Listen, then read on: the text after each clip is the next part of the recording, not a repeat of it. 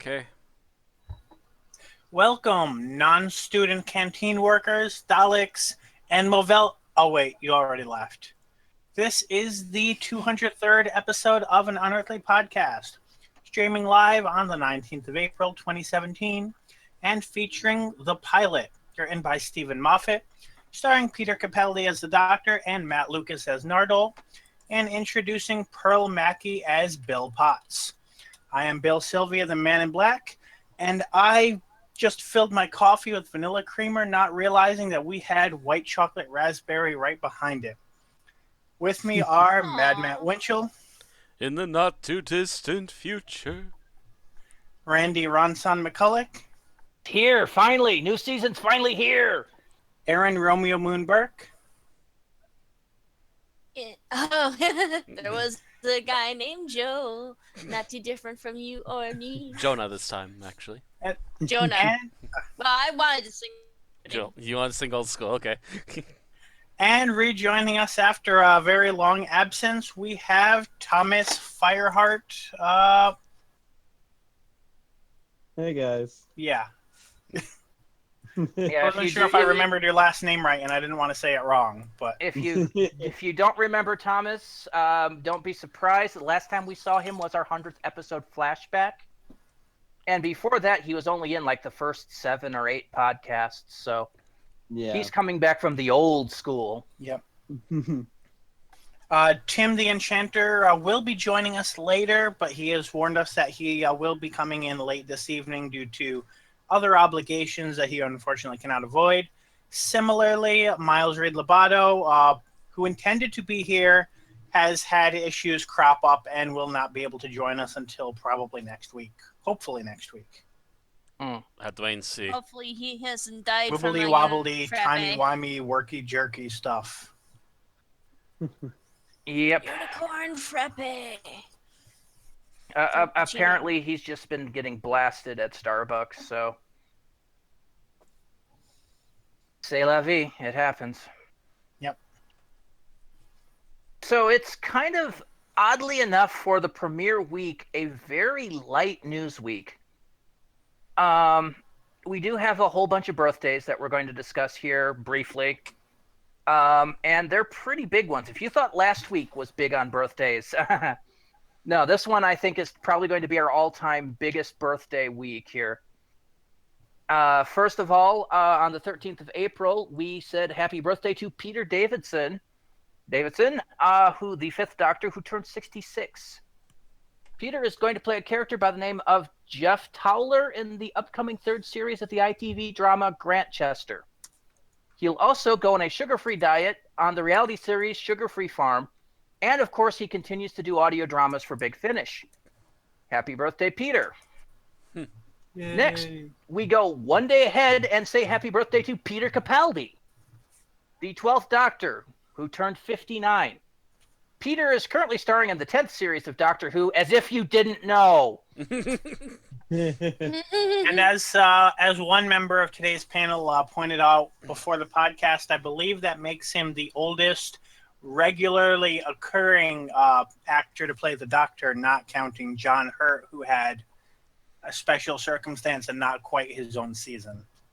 I know it's not in the main range, but how old was Cushing when he played the Doctor? Out of curiosity. Let's see. He played it in what, 65? 64 and 65, I 64, think. so he would have been 51. So nowhere near. Okay. Yeah, not even close. 51 and 52, I should say. Yeah. This is, of course, Peter's final season as the Doctor. He will be moving on at the end of the year to be replaced by persons unknown at this point. I will discuss a little bit about that later because there are some rumors circulating. But we'll get to that when we get to that. Hopefully return many times. Mm-hmm. We move again forward another day to the 15th of April, mid-April, and say happy birthday to Maisie Williams, a Shilder, or me from Series 9, or still better known as Arya Stark from Game of Thrones. She turned 20, and Maisie's a busy girl. Not only has she finished the 7th season of Game of Thrones and is preparing to work on the 8th and final season, She is still finding time to be the character of Lucy in iBoy, Isabel Baxter in the upcoming Mary Shelley, Leonie in the upcoming short film Stealing Silver, voicing the character Goonie for the animated film Early Man, and she is also preparing to be the character Rain Sinclair, aka Wolfsbane, in the upcoming Fox movie X-Men New Mutants. Oof. Jeez. Busy, Also, busy, Wolfsbane. busy. I haven't heard about Wolfsbane in years. Oh, I always liked the character of Wolfsbane. From I remember, I liked her too. Anyway. Yep. Moving forward to the 18th of April, we say happy birthday to David Tennant, the 10th Doctor, who turned 46. David's also a busy beaver this year, replacing the late Alan Young as the voice of Scrooge McDuck in the upcoming DuckTales reboot. And this is on top of acting or voice acting in half a dozen movies and doing audio work for Big Finish. And who knows? Maybe Jessica Jones season 2. Haven't heard anything yet. Nothing. Yeah, nothing. We haven't heard anything about that. If it happens. And he kind of died in the last one. I know that's not guaranteed flat, in the Marvel flat, universe. Jessica has PTSD. You're gonna tell me if there's another season he's not going to appear? So, happy birthday, David. Also, on the same day, kind of a big day, Camille Coudry, who played Jackie Tyler in mostly the first or second seasons of Doctor Who, turned 52. Not seeing much from Camille these days, so either she's focusing on domestic matters or working on stage. I don't know which. Although she does have a Big Finish release coming up. Okay. So she does have that much.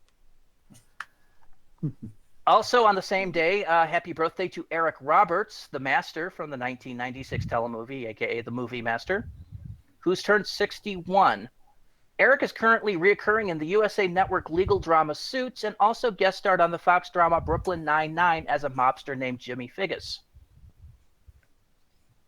That seems to be his big role these days is mobsters. Can't really blame them. And finally, a posthumous happy birthday to David Whittaker, the original script editor for Doctor Who from 63 to 64 and a writer from 63 to 69. He would have been 89, but he died in 1980 at 51, sadly. David Whittaker also did a lot of contribution to the novelization books for Doctor Who up until his death. So he was a big Doctor Who contributor. So happy birthday, David, Eric, Camille, David, Maisie, Peter, and Peter. 2 Davids, 2 Peters, a Maisie, and a Camille. And that's the birthdays we have this week. Moving on to our episode news, because there are no deaths that we are aware of in the Doctor Who community.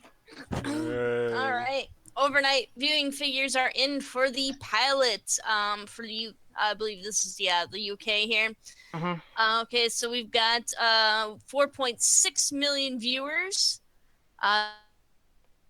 Percent of the total TV audience. This is, of course, according to Doctor Who News. The top show for Saturday was Britain's Got Talent on ITV, which had 8.65 million watching. Let me see here. All around to Mrs. Brown's, which had 4.6 million viewers. And then there was also Pointless Celebrities, which had 4.34 million watching. Casualty had 3.48 million.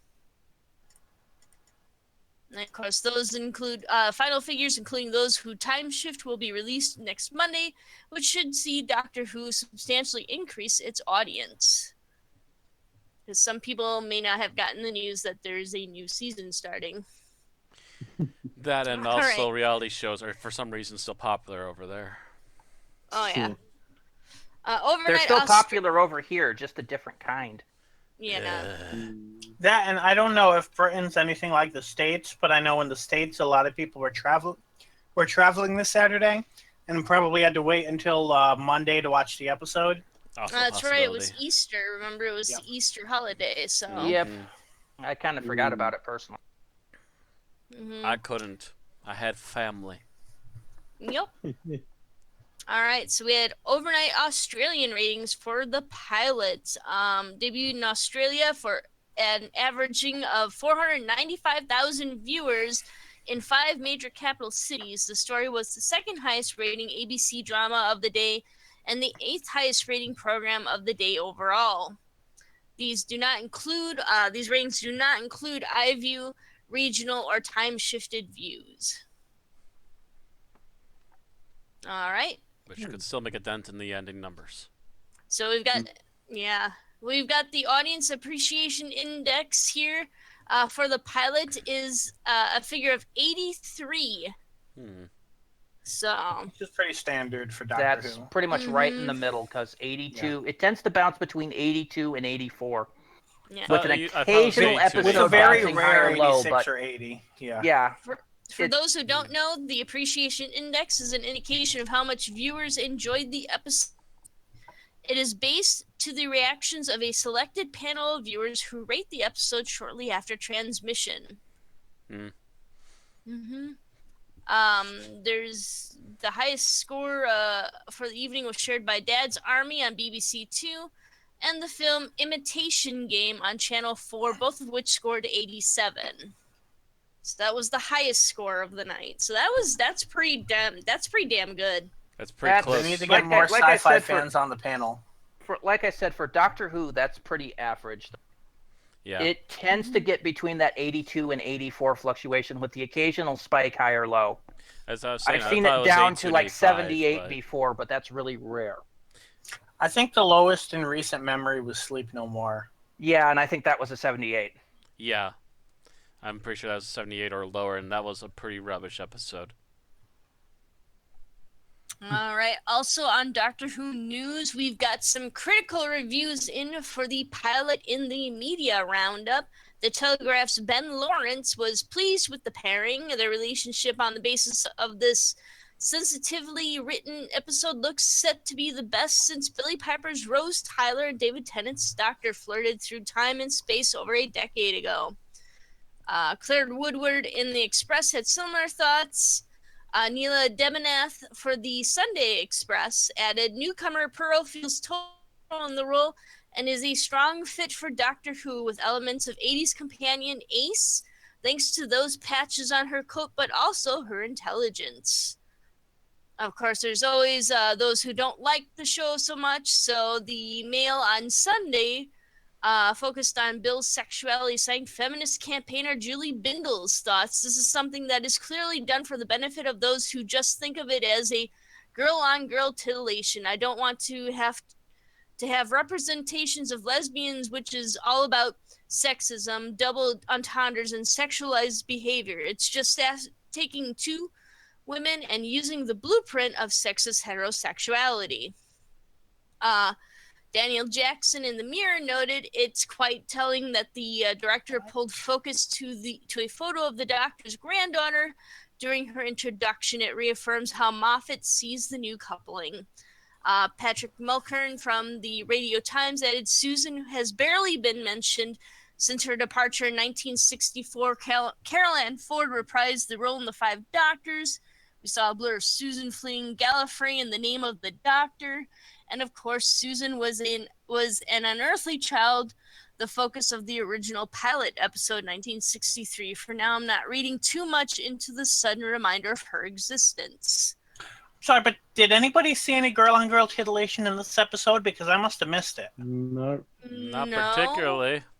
I'm wondering Unless if they're they've never watched horror confusing- movies. I'm wondering if they're confusing this episode for maybe something from the first season from Gotham, Probably. where the whole girl-on-girl Maybe. thing kind of came out of nowhere, or maybe My God, Was it unless Legends? eye contact has been significantly raised in terms of how inappropriate it is since I've been paying attention. They're complaining about the female gaze now. It's not just the male gaze anymore. I think Matt or Randy's trying to speak, but I don't think Yeah, anyone okay, hears yeah, him sorry, coming through. still had my mic off. I was wondering why we were suddenly quiet. It says here that she's a feminist campaigner, but what she's saying, It could just be that she's reading too much into it. Yes, that's kind of the general gist that I'm actually getting out of it too. I'm- Is that I must- she's I either must getting too much admit- out of it, or she's just just wants to complain to hear herself complain. Either of the two is possible. It sounds almost as if she doesn't want to see Bill be gay because it's like bringing homosexuality too much to the foreground, and like, or something like that. She prefers that it just be there. I don't know. Which is pretty much what it is. I mean, I've Yeah. talked with a few people about this just to get some thoughts, from the gay community, and to see, because I was kind of concerned, and I'm not sure how much, we should be talking about now and how much when we get to the episode itself, but I had some concerns, and the feedback I got was generally that, no, this was pretty positive and, a pretty good way to go about it. This has been the most subtle homosexual character that Moffat has written thus far. Yeah, So far, I've seen that yes. feedback as well. And my thought was, hey, maybe he had RTD on the phone while he was writing it. Yeah, because it Maybe.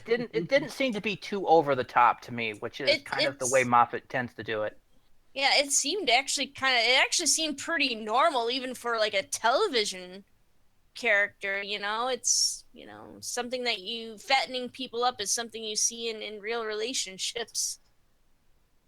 Anyway, so that's most of what the critics think. Let's move on Yeah. so that we can Okay. actually get to talking about the episode. Speaking Bill, of I which, Chris believe- Chibnall. Yes. Oh, okay. Yep. I was sorry. I was looking up looking up who Julie Bindle was and such. It kind of You're looking too far deep. into it, Bill. Yes, you're going too deep. All right. Pull out, Bill. Pull out. Yes, let the hate flow through you, Bill.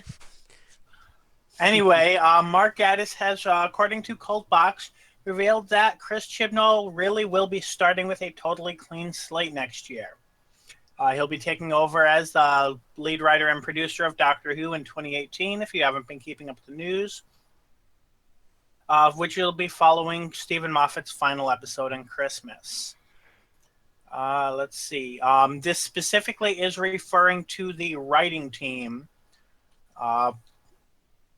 which is interesting because that quote, that whole thing about a clean slate was originally being used to reference other things being removed out, which we still don't have confirmation of, and that would be whether or not Bill is remaining. We don't have confirmation of that yet, so I don't like that they used that specific line because it's kind of misleading if you've been following. Mm-hmm. But they're basically saying that the entire writing team will be swapped out. I believe the most recent time that happened was Series 7, but every few years we tend to see a brand new writing team with at most one or two returning writers in certain years. So this is not an unprecedented or unexpected thing. Series 7 did not have a completely fresh writing team. I might say. Am I Moffat thinking may Series have 8? dumped everything but him and Gaddis, but him and Gaddis were still there. Yeah. This time we have Chris, who had written before, But has but written it's in been a a long long time. time since he's contributed. Actually, it was Series 7 when he last contributed because he did Dinosaurs on a Spaceship. Mhm. Right.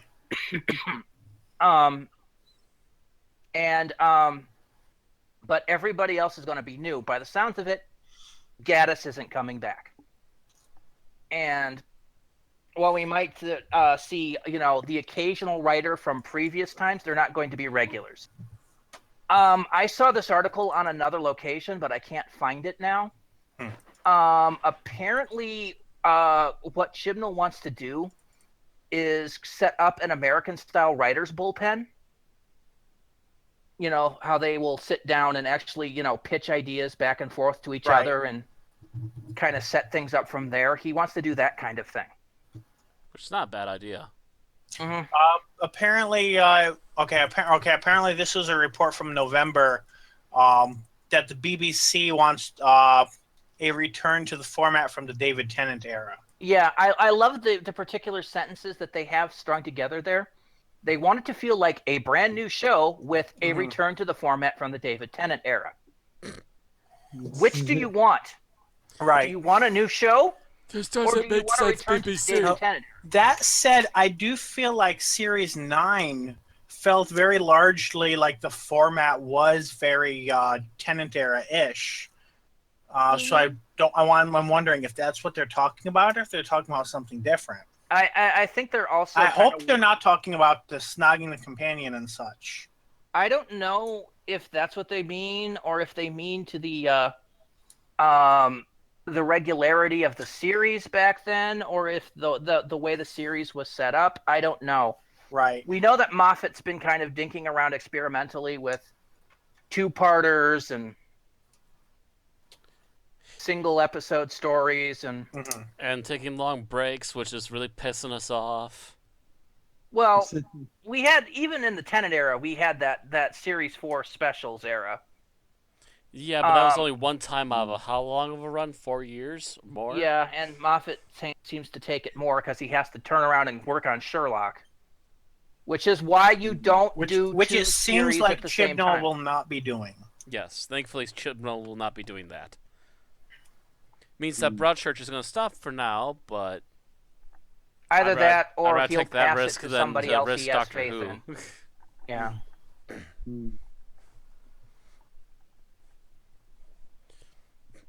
So Anyway, so But that's it on the Chibnall piece. Yep. So now we move on to Big Finish news because that's all that's left. And the first article, we've discussed this before, Ooh, Captain Scarlet. and that is that Spare Parts, the very classic Big Finish episode, has finally been released on vinyl. It is limited edition, highly collectible. From its original release in 2002, it is available now for £75, and this is to the end of the month where it goes up to £89. Special courier delivery is used for its dispatch, so that's probably going to cost you extra. Either way, you're paying about $120 to $150 for a record. With a special number tagged on it. Mm-hmm. So also in release now is Torchwood, The Dollhouse. This is a completely new Torchwood, based in America's West Coast. 1970s Los Angeles, the city of angels and broken dreams. 3 remarkable women keep the West Coast safe from alien attacks. They are Torchwood, Los Angeles. Excuse me. So many young girls come to the city hoping for something better. For some, luck is just around the corner. For others, that golden ticket never arrives and they just fade away. But it's not that simple. Everyone has a value to someone, and Torchwood are about to discover Hollywood's darkest secret. I listened to the trailer for this, and oh my god, it nearly broke me. Oh. The characters are such stereotypes. It is over-the-top dramatic. It sounds like somebody doing a dramatization of the Torch, So it sounds super hokey, but it might be a fun kind of hokey. I'm hoping, yeah. It sounds like they're kind of taking the piss out of it. Anyway, the Dollhouse is available for £7.99 download and $9.99 CD. With the CD purchase, of course, unlocking the digital purchase as well. Oh yeah, 1970s Los Angeles. Yeah, it's gonna be hokey. And this latest run of Torchwood, from last month through to August, can be subscribed to for just £45 on download, $50 on CD. And next month we will go back to Cardiff with PC Andy Davidson, teams up with Dr. Owen Harper, Bern Gorman, an undead Torchwood operative who's able to put the actual corpse into corpse stay. So that sounds to be a story from more or less second season Torchwood. Mm-hmm. Second series. All right. Finally, the main range has its release this month with Alien Heart Dalek Soul. This is a 2-part story featuring Peter Davidson and Nyssa. The first part, Alien Heart. In the TARDIS, the Doctor and Nyssa stumble across a trail of 10 destroyed worlds, all of them obliterated by means of some utterly monstrous but utterly unknown device. The planet Traxana would seem to be the next in line to excuse me, suffer. Sorry, I have a cold.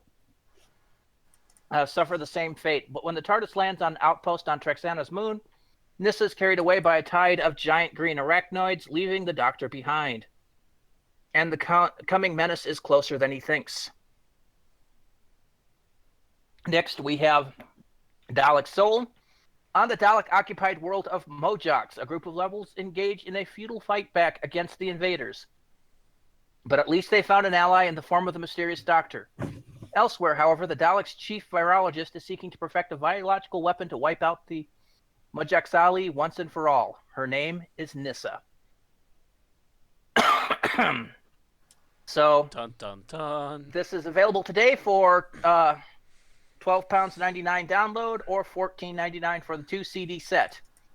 Ultimately, you can subscribe to the main range of Doctor Who and get that as part of the run. Not only do you get this at a discount, you also get subscriber exclusives such as an extended version of the CD extras, PDF of the script, etc. Next month will be their second of their two-parters, the Vortex Ice and Cortex Fire, which are going to be Colin Baker and Lisa Greenwood. And that's it for Big Finish news. We have some additional other news. Aaron, you have the first piece. All right, so recently the Oxford Dictionary has added sonic screwdriver to its listing. Let's see here. So sonic screwdriver is listed as chiefly science fiction, a handheld electronic device which uses sound waves to perform various mechanical and technical functions. Originally and chiefly in or with reference to the British television series Doctor Who. Of course, it goes on to list several examples. 1968, Doctor Who Fury from the Deep. Will it not budge? This is a quote episode. No, oh well, have to use this. It's a sonic screwdriver, never fails. There we are. Neat, isn't it? All done by sound waves. And then 2000, and there's a few others. 1992, 2005, 2012, where the Dundee team sonic screwdriver can generate beams up to 12 intertwined helices. All right. This is, I believe, not the first time that Doctor Who has made an entry into the OED. I believe TARDIS is already in there too. Mm-hmm. So I also know the prefix cyber originated with Doctor Who. Kind of wondered about that, actually. Never did check into that. Yep. Because of the Cybermen. Yeah. Cybermen, Cybermats, Cyber Controller, Cyber Leader, yeah, and that just people got influenced by that, and things became Cyber this and Cyber that. Cyber. It really got used during the 80s, during the cyberpunk reign, which, by the way, starts with cyber. So, all right. So our final piece of news is I want to address the various rumors that are floating around the internet relating to who's the new Doctor, what's happening with the final episode, all that kind of thing. There's been a lot of it. For example, very recently, like as of today, an article came out saying that the BBC had replied to somebody saying the Doctor will not be female. Well, that may or may not be true, but the person that said that that they used the quote from was not a member of the Doctor Who production staff. They're part of the BBC's complaints department. So they're not one to be fully knowledgeable on this. But the place took it as factual. Likewise, there's a rumor circulating that David Bradley will be returning in the final episode or in the Christmas special, reprising the first Doctor. Well, this source originally came from The Mirror, who quoted an insider with no name. An insider could basically mean that they talked to the janitor, who likes to tell stories. And doesn't know anything for sure. No. Just that Bradley might have been there for something. As to what he was doing there, who knows? The janitor just made a theory. It could be that random people not involved in the writing were tossing out random ideas of what they thought were happening in the Christmas special. Mm-hmm. Anything. Because this comes 24 hours or so after they had released a previous article that said that Capaldi would be regenerating into somebody new, Chris something or other, in the last episode of this series, and wouldn't even make it to the Christmas special, which is not confirmed at all. It's not stated by anybody. So all of this news is absolute garbage. It's them taking odd comments from people that aren't in the production staff directly and stating it as facts. That's what tabloids do. Mm-hmm. When you're reading these things, always look for the source. We always trail these stories back to their original source to see if it's valid or not. And we blame the Mirror. It'd be funny if David Morrissey appears in the Christmas special, though. By the way, even if they appear in multiple news sites, check to see who those news sites are citing. Because if it all goes back to one site, then they've just picked it up and ran with it. Yep. This is And the then internet. you better thing sell goes check viral. the article where they ran with it. And that's why we felt this was big enough to mention. I found it on 5 different sites, and they were all going back to the same unnamed, unpositioned source in a tabloid. Yeah. Which is not real news, people. Double check your sources. You That's want like the definition saying of fake a news, guy- this is a- it. A friend of a guy I met said,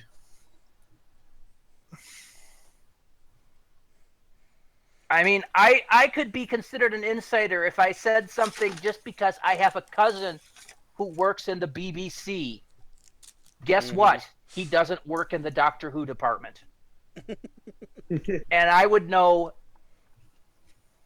jack all about what's going on other than from what I've read on these news sites.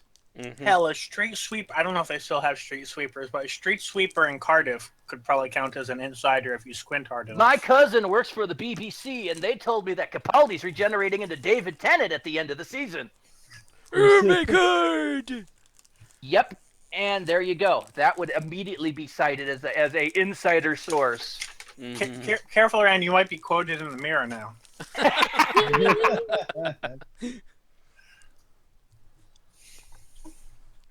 But that's all the validation that these things have. It's not real until you see it come from the BBC or a credible news source that lists a source in the production staff. Stephen Moffat. Or at the very least, someone who's on set and tweeted a photo, because at least then you know that the guy showed up, which is more than we have from this source. Trust me, the first people that will tell you when a new doctor has been chosen will be the BBC. Because they will hype it like nobody's Because they're afraid business. of it being leaked.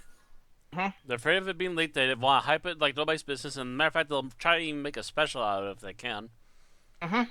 Exactly. It'll be a worldwide release broadcast too, so it'll probably pop up on BBC America as a special. Speaking of not credible, I don't want to go into details, but I've been reading up on this lady that we quoted earlier, and I would just say I wouldn't take anything that comes out of her mouth that seriously based on what I'm seeing about her stances on things, and leave it at that. Okay. I don't want to go couldn't let into it go. I don't want to go into You a lot. couldn't. Bill. You really need to remove the stick sometimes. I've been telling you this for 2 years now. You're like a dog with a bone.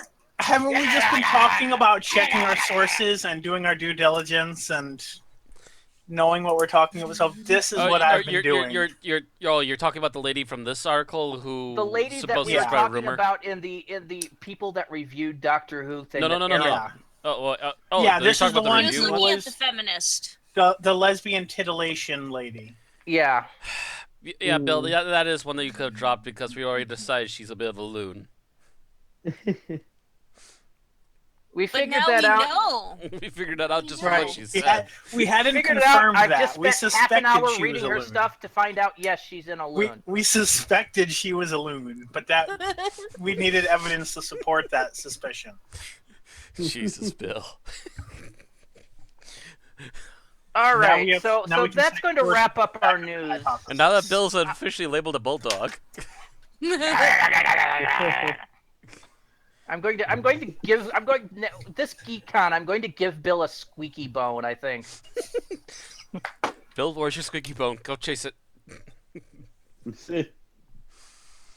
All right, so we're getting into our Geek Talk section now, and the big news, of course, this week is the premiere of Mystery Science Theater 3000 Season 11. Of course, this is MST3K has had a longer hiatus than Doctor Who did. Oh, yeah. It's been, what, 15 years? 1999 was the last time Mystery Science Theater 3000 did anything. Years. Mm-hmm. 17 And years. they and it's didn't been even have a paused. movie in that hiatus. Yeah. It's been 17 years. We talked a bit about it, a few months ago when the Kickstarter kicked off and did well. Although the Riff Tracks is the same people, right? Riff Tracks is Yes 3 of the and no. members. Yes and no, because the current people that are doing MST3K are the original people, or at least some of them. Joel Hodgson is the guy that created MST3K, and he's the guy that's producing the new series. Who was it? Bill Corbet was his partner at the time, and they had creative differences around season 5, I think. Actually, I think you're thinking of Jim Mallon. Jim Mallon. Yeah. That's Jim right, Mallon, Jim who Mallon. also ran Gypsy at the time. They had creative differences, and at the end of it, Joel Hodgson left MST3K. Mike Nelson became the new host. They switched around some of the voices, and they continued off on their own. Yeah, because Michael's a And writer they- on the show. And Michael's it's that right from the later beginning, group just about. that founded Riff Tracks after MST3K died. Mm-hmm. Joel Hodgson went to form Cinematic Titanic, which did much the same thing, only with older classic movies. Riff Tracks likes to do more modern ones. And they... Also Riff Tracks just did voiceover, whereas Cinematic Titanic did more elaborate silhouette kind of jokes. Yeah. Yeah, I think Riff Tracks tends to focus on things that they, or at least partially focuses on things they don't necessarily have the rights to air, but you buy the official release and play their stuff like while you're watching. I think if I understand it right. Mm-hmm. Yeah, That's more or less how they do it, unless they can get the rights to it. It's a lot easier and cheaper. And Riff Tracks, like I said, was the later group. Cinematic Titanic was the older group. And Joel quit doing Cinematic Titanic about 2-3 years ago because it did it on a tour kind of thing. Yeah, they did it on a tour, and not only him, but a couple of others were kind of wearing thin on constantly traveling. Mm-hmm. And after Cinematic Titanic went down, who was it? Who was Forrester and Frank, Matt? You're talking about Frank and I But know who you're Wasn't that Corbett? Was that Corb? Corbett is Crow? The old Crow? that's the second Crow. Yeah, he would be in Riff Tracks. Yeah, he's Kevin Trace Corbett Leo and is Forrester. Trace Ballou. And I can't remember who did Frank, but they've split off on their own and do their own Frank riffing is thing Frank. called the Mads now. That's actually his real name too. But anyway, Joel then founded the new MST3K, did the Kickstarter and everything. Has some of the original staff making cameos, but then got a whole new cast. Some of the old writers might be back. I think some of the old writers are back. Yeah. And the new season it's both a step forward and a step backward for Mystery Science Theater 3000. A lot of the old original bits are back. The Invention Exchange, which was dropped after Joel left, is back every episode. Theme song seems to be more based off the original version than the newer stuff. But the set and model pieces are really good for this one. Mm-hmm. Especially Aaron and I both like the corridors going in and out of the theaters look amazing this season. Yeah, I need to actually try to stop figure and out- slow that thing down to watch what all those bits are. I've seen at least 2/3 of it. Clearly, there's Matt, like 2 or 3 of them that I do you can't know miss. what each corridor stands for? Because there's a bedroom. There's a bedroom, pretty there's a sure kitchen, there's a there's a kitchen. laundry room, there's a robot workshop. I think there's a regular workshop, and there's a couple other ones I keep missing. Yeah, because there's one with a buzzsaw that pops down. And That's I'm like, what I think is the is regular that? workshop. I think that's Yeah. maybe where I'm thinking that's maybe where the invention workshop is. That could be, yeah. But other than that, it is literally, it's just they just picked up the ball and ran just like they had never left. Their second episode in particular is just hilarious. The second episode had a lot of the things I wanted as a sequel to any of their previous Bigfoot episodes. The first, for Frell's sake, they even brought back Bobo, played again by Kevin Murphy.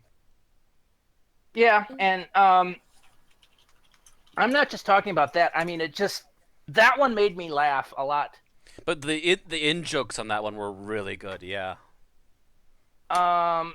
My only complaint is that they kind of rehash some of the jokes throughout the new season. They'll reuse They're them. callbacks. Sometimes they'll reuse them.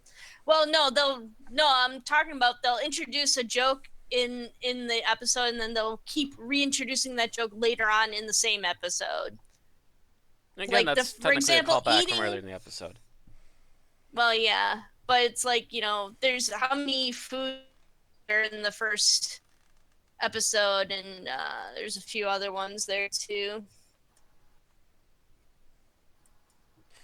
Anyway, this has gotten 100% on Rotten Tomatoes. Wow. Mhm. Yep. Audience score of 93% liked it. It is on Netflix. It is called on Netflix Mystery Science Theater 3000: The Return. Mm-hmm.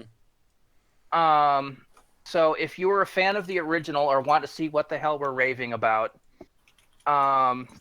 get in your Netflix, look for it in your Netflix queue. Also, I like the in-music references, because if you've seen enough of the show that like I have, you'll actually get some of the background music that the Skull Band is playing. Also, the fact that a mad scientist actually has a full-on fledged group of minions is kind of Yes. interesting and about time. Yeah. The Skeleton Crew is the name of the in-house band. Yeah. Mm-hmm. And yes, they all dress up like skeletons. Oh, did you know that Joel's actually in every episode, by the way? No, I saw him in one.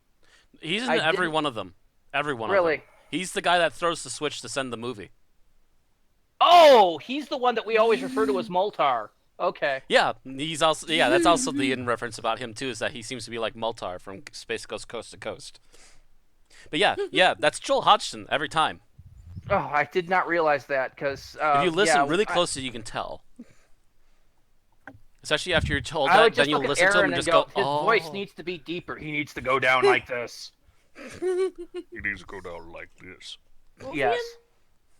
Because he freaking looks like Moltar from the freaking, like I can't first remember what he season of says the Toonami. character's name is. What was that, Aaron? I can't remember what he says the character's name is. Sorry. The character's name. I Jesus. can't remember his name either right now. It's a short name. I just remember hearing it. I'm like, who's that? Looked it up. Oh, and it's Joel. Okay. Yeah. But yeah, that's Joel. He's in every episode, literally, as the guy who sends the movie. He's one of the skeleton crew member that's in a hazmat suit sending the movie. So anyway, Yeah, So- we should probably continue on. Yep, I was just saying this is definitely, if you like the original, if you want to know what we're talking about, it's on Netflix. Watch it. Can I also give quick recommendations, by the way, before we move on? I haven't seen the last 3 episodes, but so far for episodes I recommend, I highly recommend number 2. I highly recommend number 6. Yes, so do I. I think 10 was really good, and I think there's a couple of pretty decent ones in between. I can't say there's actually been any really bad episode except for maybe number 11 because that movie was just so bloody boring. But that was a sequel to number 10, so. Yeah, would you here's the say- thing: it's a sequel to number 10, but it has nothing to do with number 10. Would you say it should be watched sequentially or just whichever pick and choose? Actually, watch it starting with 11, I would watch it sequentially for the last bits Because it sounds like they they're do, starting a plot. occasionally they will make references to the stuff. Oh, actually, yeah, there are actually in references if you watch each episode, so you kind of want to do sequentially as much as possible. Because I think it was like episode 3 or 4, and then one of the side characters in that one, the same actor appears in the movie after it. It's like, hey, it's the guy from the last movie. So yeah. And actually, I think it was 7 or 8, wasn't it? That they went, hey, you've been stealing our ideas from all the previous movies when we were making references in the theater.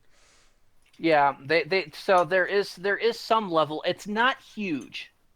You can watch them non-sequentially and still enjoy yourself. But if you're going to watch it, sit down and just watch the entire thing, I would watch it sequentially. Yeah, I've been watching sequentially, and there are little things here and there. And I'm still, like I said, I'm down to the last 3. It's just a matter of finding the time to watch those last 3. Yeah, and that's the thing. You got to remember that you're basically getting the majority of a movie. Yeah, it's at least an hour and 20 minutes. It's at least an hour. It's about an hour and a half. So, we understand if you don't want to sit there and mass watch it, but we try to. I'm not sure about the rest of you, but I usually try to watch 1 or 2 of them a day. yeah, more or so less. Far. And yes, be prepared. The movies are bad, but the making fun of them is good. Oh yeah, the quality of rifting has actually been very fast and very fluid from what they used to do. They seem to have picked up the. By pace the a way, bit. his Moltar character is Artie. Artie, yeah, that's it. And oddly enough, even though it's on Netflix and they make constant references to being on Netflix, they do have their little commercial break. Yeah, they have little commercial breaks things in case it might eventually make it to TV at some point. Although that's going to be really awkward if it ever makes it to TV and they keep making those cracks about being on Netflix.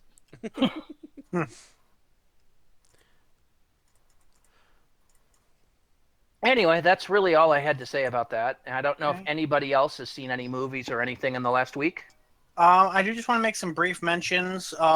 Star Wars had this year's celebration within the past week. Included in that and the build-up to it was the teaser for Episode 8, which was pretty brief, but it does feature Finn wearing what appears to be an X-Wing pilot's uniform, although shippers are just saying that he's wearing Poe's clothes. And a controversial line at the end that people are bickering about, in which Luke seems to claim that he believes the Jedi should end. Mm-hmm. Other news from Celebration is that a well-liked character from the EU, he appeared only in the Thrawn trilogy, but that's a popular trilogy of novels, Rook the Nogri, is going to be coming to Star Wars Rebels. They also announced that the upcoming season will be the final season of the show. Whether the show will be reincarnated under a new name or not is up in the air. They haven't said anything like that because we don't know if all the characters are going to die at the end or not. Well, I should also We point can out that speculate Disney. that this season will lead directly into Rogue One. Okay. Maybe. It should. There was enough references in Rogue One. Jeez, There were, another I think, train two already? Train. God two- damn it. 2 characters from Rebels appeared in Rogue One, so Yeah, and there's of the at main least cast, I a should say. big chunk of the of the rumor mill speculating the fact that one of the characters in Rebels actually was in Return of the Jedi. I don't know if you saw that, Bill. Yeah, I don't think I've saw it. seen that one. The clone trooper. Since he's joined with the Rebels, he's kind of grown this beard and everything. Right. And he looks very much like one of the people in the assault team that took out the bunker in Jedi. Interesting. I'll look into that. I also want to point out that this is pretty much in line with Disney's policy of not letting their animated series run for more than 52 episodes.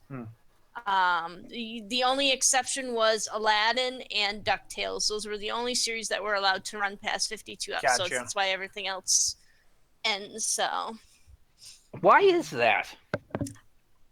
Disney. probably for quality assurance. Well, I know there's maybe. a general fear, and this is something you see in comics, especially nowadays. You see a lot is that companies are afraid to have like the episode or issue number get too high because they're afraid it'll scare people away. So they want there to be a constantly, constant new beginnings so that new viewers come in. Well, Mhm. no. It used to be, though, that you wanted a magic number for syndication, and that number was like 79 or 78. Disney It's- doesn't care about syndication. it's- It's Disney. It's their own stuff. Yeah, I know. It just feels really weird. Because I remember that's the whole reason Robotech wound up getting 3 series mashed into one back in the 80s, was so it could hit that magic number for syndication. Actually, it's 65 episodes, I believe. 65th episode. God damn it! Fucking close. I found information here. The 65th episode rule was a controversial rule that applied to all Disney television cartoons, including during the late 1990s and early 2000s, stating that no show can go beyond 65 episodes, 2 or 3 seasons. This rule angered many Disney Channel fans due to the fact that many shows had been canceled while they still had a large fan base, such as Lizzie McGuire and even Stevens. After initially ending after 65 episodes, Kim Possible was renewed for the 4th season, so that would be the other Well, show. there are a few exceptions. Making the show the last to be sent. I'm waiting for No that other movie to be announced. Live action remake of Kim Possible. You know it's coming one of these years. Yeah, no other show on the network has been canceled due to this rule. All right, so they changed things. Eventually. Yeah. Anyway. Anything else? Any That's movies? about it. Anybody? Kind of waiting to see Guardians of the Galaxy Volume 2. Oh, they did announce that Volume 3 will definitely be happening. Oh, yes. Yeah, and the same guy And it is will going be to the direct. same writer and director. Yeah, it may wind up having at least a partially new cast, though. Oh. Oh yeah. There's no confirmation either way for that. Speaking of which, you're a long-term comic fan. Was Carol a Guardian at one point? Carol Danvers? Not that I remember. Because I know she was part of the Cosmic line at one point, but I don't know if she was actually a Guardian of the Galaxy or not. No, I don't think so. She always seemed to be more of a down-to-earth character. Because I know there was a point where she had like a cosmic level to her powers and she spent some time in space, but I don't know that much about that period of time. Nothing I've seen that she was actually part of Guardians. I'm quickly checking. I'm Okay. checking her the Wikipedia on her really quick. Yeah, I I was was too. kind of thinking after her solo movie, if they needed to recruit for the team, they might bring her on for a movie or two. She's had affiliations with them apparently. Yeah, but I don't think she was ever part of them. Let's see here. Now Stanford will actually be joining the Guardians of the Galaxy in a free comic book day. Back in Okay. 2014. But nothing really on a regular basis. And she was also part of season 2 of their television series. That's so the, as far as the it cur- seems, that's the it's a current te- running it's- television series. Or Yeah, I guess so. Apparently. Yeah, there's an animated version of Guardians of the Galaxy that's been going on for the last couple of years. So she's at least had a small stretch of being in contact with them, but she's not been like a permanent member. Oh, that's also more recent than I've been paying attention. So Gotcha. It's not impossible for her to join, but it's not necessarily a foregone conclusion either. Yeah, pretty much.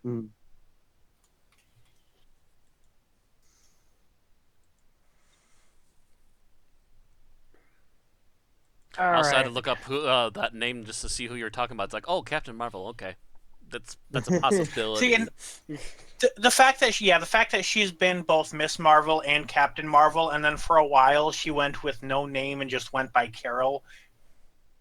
The comics I'm most familiar with, she had no name and they just called her Carol. So that's the name that first comes to mind. See, I'm just used to her being Captain Marvel because that's what she's been for most of the time that I've known about her anyway. Yeah, well, and she's been depowered at least once because her powers were stolen by Rogue. Mm-hmm. And I know, like, during the time I mentioned when she was, like, part of the cosmic part of Marvel, she had much higher powers than she's normally attributed to having. And I guess that's come back once or twice, but it's not something she normally has. Something that doesn't stick, yeah. Which is also why she wouldn't probably be with the Guardians for too long either. Right. No, that's like maybe like for like a movie or a season of a show or something. A short story arc or something, yeah. Yeah.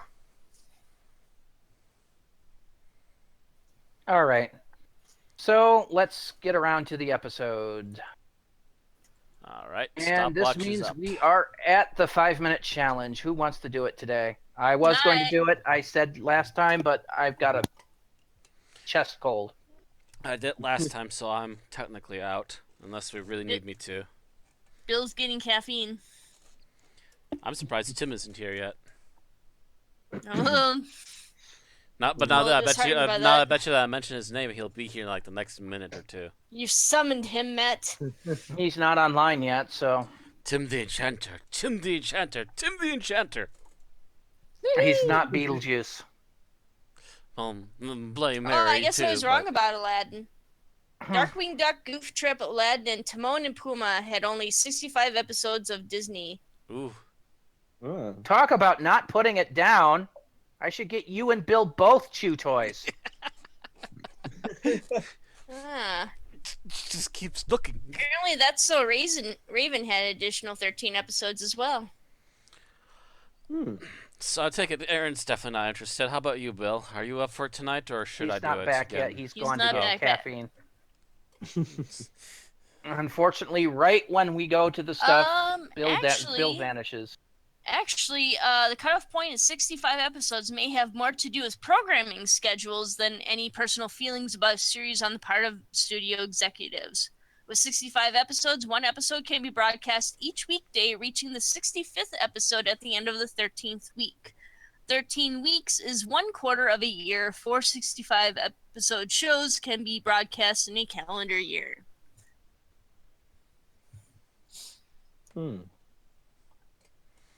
This, of course, is going to allow you to get more ratings, get more decisions pending ratings and stuff like that.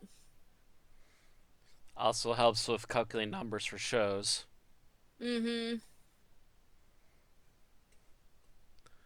Although one would still argue you would think you'd keep the really popular stuff no matter how much some other people might complain about it, but... Well, currently, I guess the average is 18 to 39 episodes for a full season. Well, since we're back on this discussion, I had mentioned the that there was a magic number for syndication, and that's usually 88 or 100 these days. By that, classic Robotech, which was extended to hit the magic number back then at 85 episodes, wouldn't make the cut. I hear rustling. Is that Bill? Are you back, Bill? Looks like yes. Bill typed a B, so that could be back, that could be Bill, that could be Barry. It's BRB and it's then the B. Bill signal. Well, we did a I vote. wasn't and planning you're- to be in the spotlight, though. I was planning to subtly step out and back while you were doing the summary. Unfortunately, You we did did a have vote, just as we're and switching things. You're qualified for the 5-minute challenge, so. Oh, bloody fuck nuggets. I At least disqualified you're myself because of chest cold. Matt disqualified himself because he did it last week. This is why I was asking before we started. I'm full of taquitos. Don't ask me. I might have to run to the restroom again. I did not take notes. So am I gonna have to do it twice You in a week? have to learn your improvisation skills. Just look it up on the wiki. The And that's wiki has exactly like the one. kind of thing we avoid. Yes, it is. The wiki All right, says more information coming soon. All right, give me a countdown. All right. Start in 5, 4, 3, 2, 1, go. The episode starts with Nardole ushering Bill into the doctor's office. The doctor has been lecturing for something like 50 years at an unnamed university that's probably one of the big British ones. The doctor Bristol, questions I heard. Bill. What'd you say? A university in Bristol, I heard. The doctor questions Bill. Essentially, she's not a student, but she's been coming to his lectures. And unlike most people, when she's confronted by new information, she smiles instead of frowning. The doctor couldn't resist and decides to become her personal tutor, even though she isn't a student, but now she will be. They continue with the doctor teaching Bill things, and she seems to be picking things up very well. In the meantime, the doctor and Nardole are fucking around with something secret in the basement, and Bill happens to run into a girl that she likes, even though she doesn't really know much about her. The girl's name is Heather, and Heather brings her to what looks like an oil slick, and that there's something wrong with the reflection, but Bill can't figure out quite what it is. This repeats a couple of times until Heather, who had been kind of running off, apparently shy or something, actually disappears. The doctor comes and checks it out, the oil slick, and realizes that it is not a mirror image, but rather an exact image, so backward to what you would normally expect your reflection to be. Heather was able to recognize it early because she has a star-shaped imperfection in one of her irises that she wants to have surgically fixed. They then realize that there are scorch marks around the oil slick, indicating that it is from an alien starship and quite possibly its fuel. The Heather then appears as some sort of ghostly figure made of fluid and approaches Bill. Bill runs to the doctor, who tries to escape it by bringing Bill into the TARDIS. He tries going to the far future on an alien planet, and the oil slick Heather still manages to follow them. So he decides the most rational thing to do is to bring them to the Movellan Dalek War, where the Daleks completely fail to kill anyone who's not a Movellan, but they do succeed once at shooting the oil Heather and not killing it, and in fact being assimilated by it. The doctor tries to figure out why it's stalking them and realizes that it's because Heather made a promise not to run out on Bill again. Bill releases Heather from the promise. Oil Heather tries to convince Bill one more time to come with her by showing her sights of traveling, I suppose. The universe, essentially. Yeah. And Bill elects not to go for logical reasons. The doctor claims he's going to wipe her memory, but she manages to invoke memories of Clara and the doctor, who just tells her to fuck off instead. He then changes his mind and brings the TARDIS to go out and meet her and for her to become a new companion. The end, although I missed some subplots. All right, Bill. Not you really met- important ones. Not important ones, which is again the main point. Is Yeah. we need to focus on the main stuff, and you did it roughly in 3 minutes, 50 seconds. I left out the going back and taking pictures of her mom, which could be creepy or endearing depending on how I. Yeah, I'm going to talk about that later. It's a all very right. Moffat. Hello, I'm the doctor. I creep on All you. right. Damn So, it, for Moffat. the benefit of Thomas, I'm going to explain the next portion of this. Mhm. We go through and we discuss one good thing we liked about the episode overall, one bad thing that we didn't like or liked the least, our favorite scene and our worst scene, basically across the line in each one. So right now we're going to do good things that we liked about the episode overall. And my dice roller has said, Thomas, that you're first. Oh, Oh, okay. first roll. So like Into the fire, So essentially, one overall thing from the show that you, from this episode that you really liked. into the deep end. A with you. person, a set, any kind of general thing that you liked. Just not a Honestly, scene. yeah. I would say Bill, like the entire, like pretty much everything, like her reactions to stuff, just generally the way it was acted, just Bill in general. Posh kitchen. Yeah. That was one scene I actually kind of liked. It's I like, don't know. oh, it's a posh Sometimes kitchen. I liked what she said, and sometimes she annoyed me. Because she had what I refer to as Mahoshi moments. A little bit. Hello. You know, For those in the back, want to fill us in on Oh, what hey, that Tim. means? There's a I'm character here. from an anime series called Tenchi Muyo who is a detective by the name of Mahoshi, who has the innate ability to put 2 and 2 together and come up with like 13. Yeah. And Bill seems to have this ability, whereas the Doctor is taking off and things moving, she suddenly thinks that the TARDIS is a lift.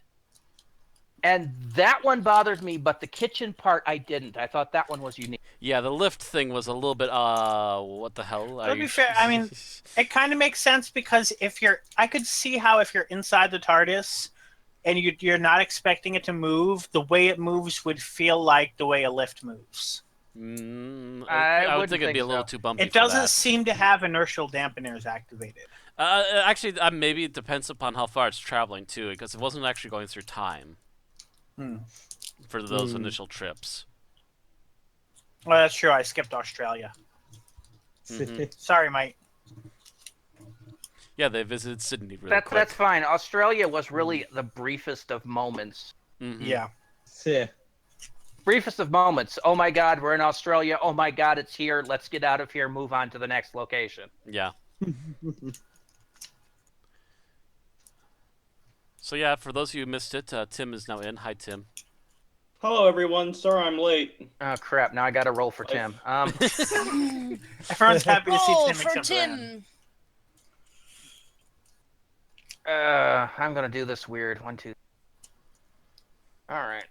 Randy's re-rolling everybody. All right. You're just gonna get plunked in at the end before me. That's cool. I'm not re-rolling everybody. I'm just. Just trying to figure out Placing- where you want to put Tim. So Tim's Yep. gonna be the second to last. Yep. Okay. So Matt, Ooh, you're next. I got rolled up. Oh,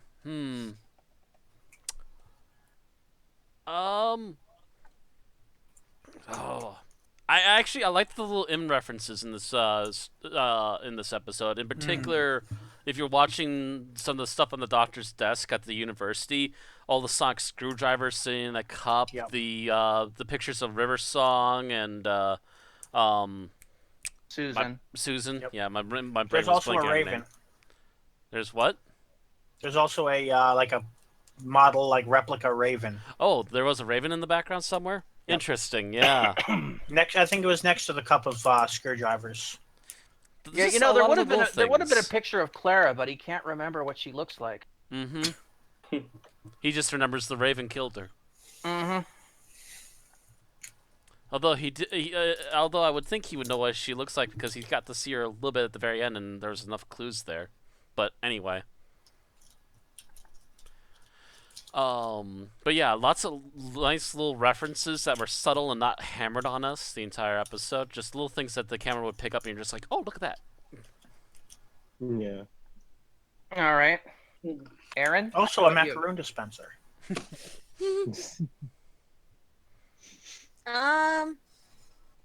I think I really liked how the effects for Heather were done, for the most part.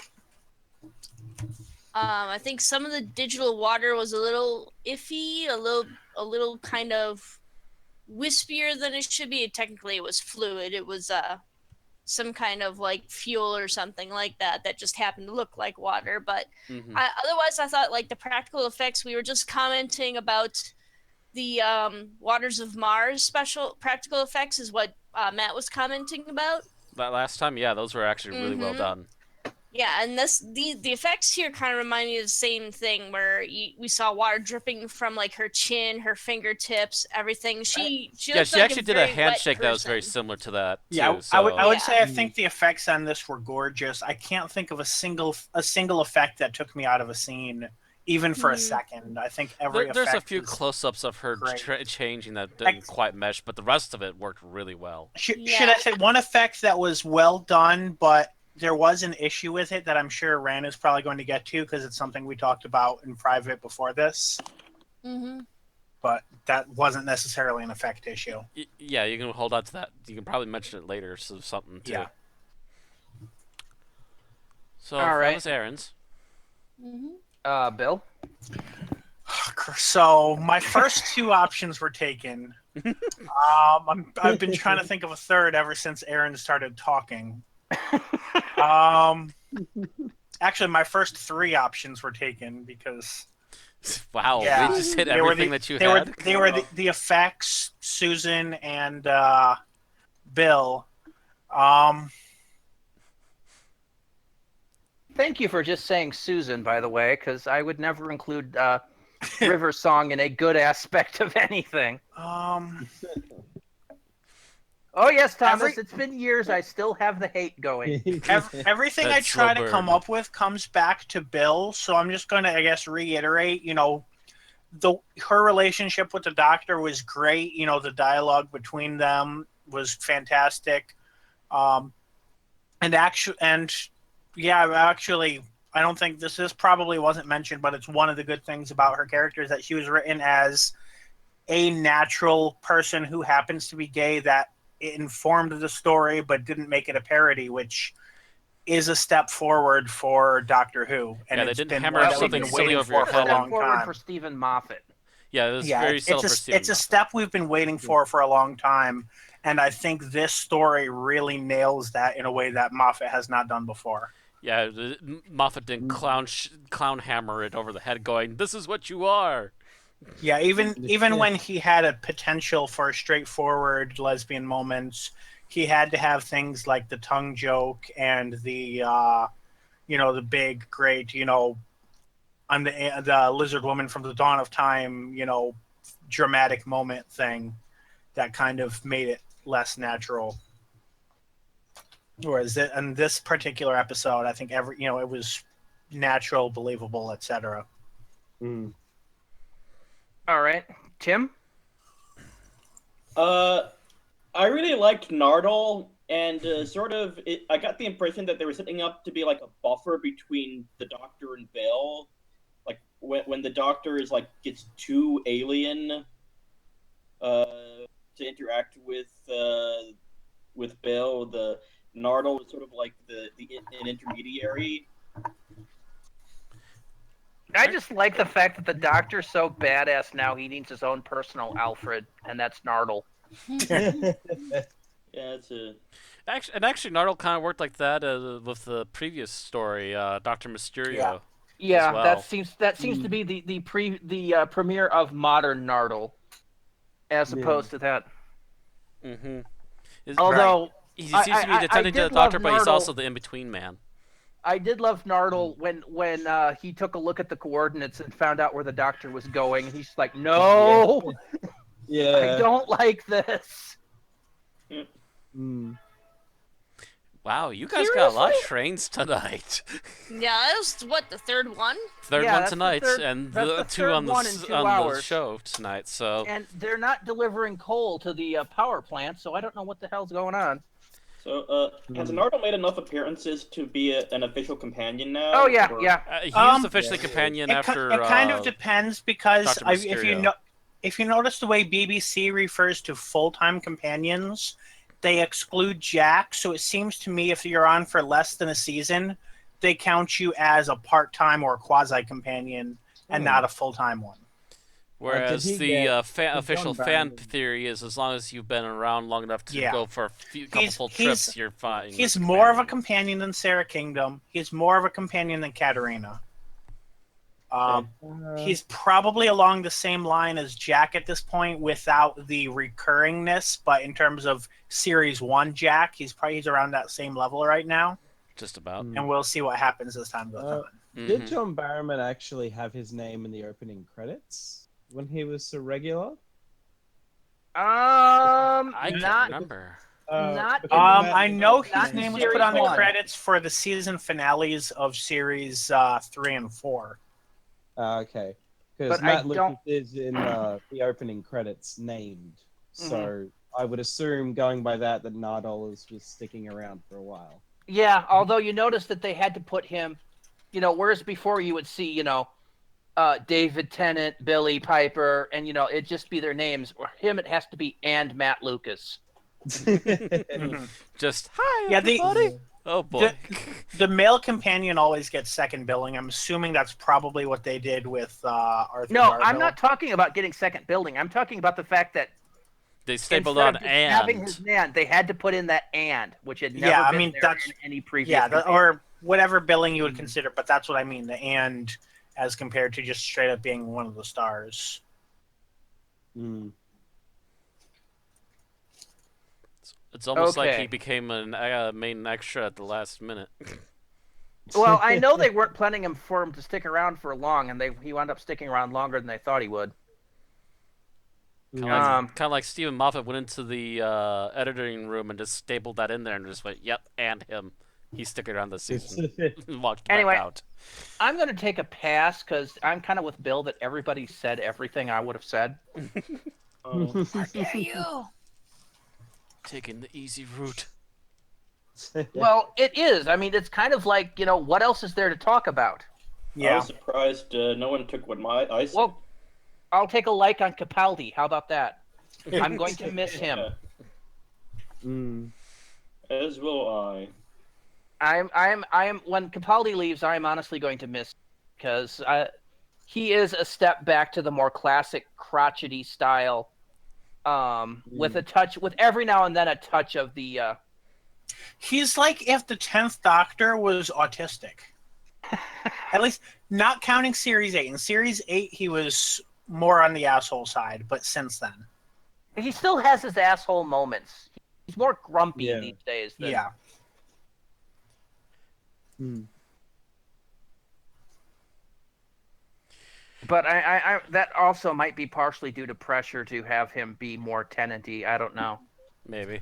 And by the way, if anyone listening misconstrues that definitely was not intended as a negative or an insult in any way, just an observation of his behavior. Definitely don't take that the wrong way. Send your complaints to Bill Sylvia.